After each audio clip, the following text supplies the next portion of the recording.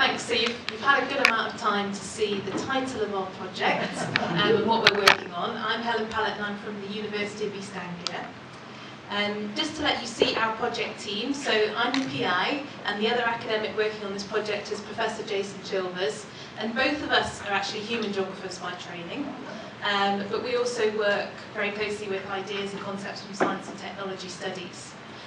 We're working together on this because it draws on lots of approaches that we developed on previous projects, which I'll describe in a little bit more detail.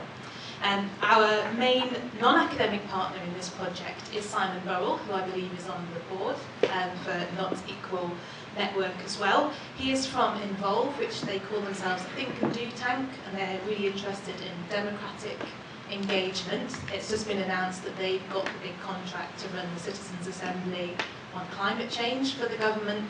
It's all around the new zero carbon target. And we're currently also in the process of recruiting a researcher to help us with this project as well, and we have our interviews next week. So this project builds on some really great work that's been coming through over the last few years from social scientists who are looking at the social impacts of algorithms.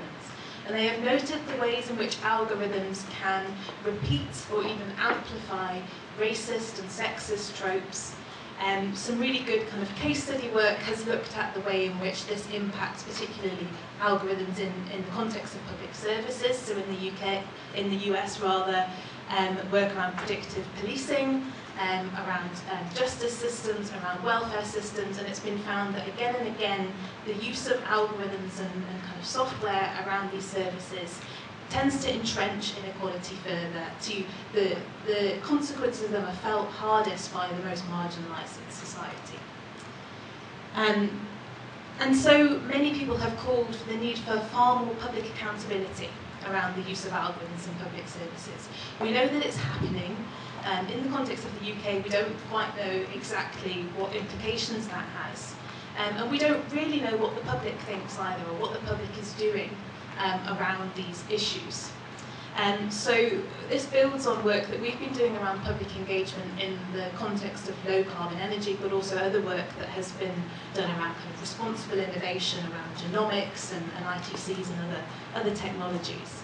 And the title of this work is often called Public Observatories. And this is the idea that public engagement needs to go beyond a focus on a singular event, so that one public dialogue, that one citizens' jury that is going to solve climate change or solve the problem of algorithms once and for all, and is going to definitively settle what the public view is. And the view is now moving much more towards needing to understand that publics engage in multiple different ways around particular issues. So they protest, they get involved in academic projects, they are engaged through artistic projects, as well as being involved in kind of the public opinion surveys and the deliberative public engagement.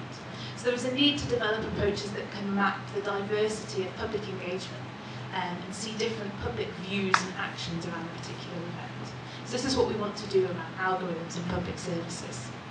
So the main aim of our project really is to help develop ways to ensure better democratic oversight of the use of algorithms in public services and to develop more socially responsible approaches around this. And we'll do this through three objectives. So the first is to map the different ways in which publics are participating in the UK around this. The second will be to run a stakeholder workshop in January with kind of Whitehall bigwigs and other interested NGOs, and to conduct foresight around these emerging approaches. And finally, we're going to propose a blueprint for one of these observatories around the use of algorithms in public services. And we're going to have three main outputs. So we're going to deepen our stakeholder relationships through the workshop and through kind of involving them more deeply in our project. There will be an academic paper which will lay out the results of this mapping and what it tells us more broadly about public perspectives on algorithms. And we'll also do a briefing note which will set forward this blueprint for the Observatory for Algorithms in Society. Thank you very much.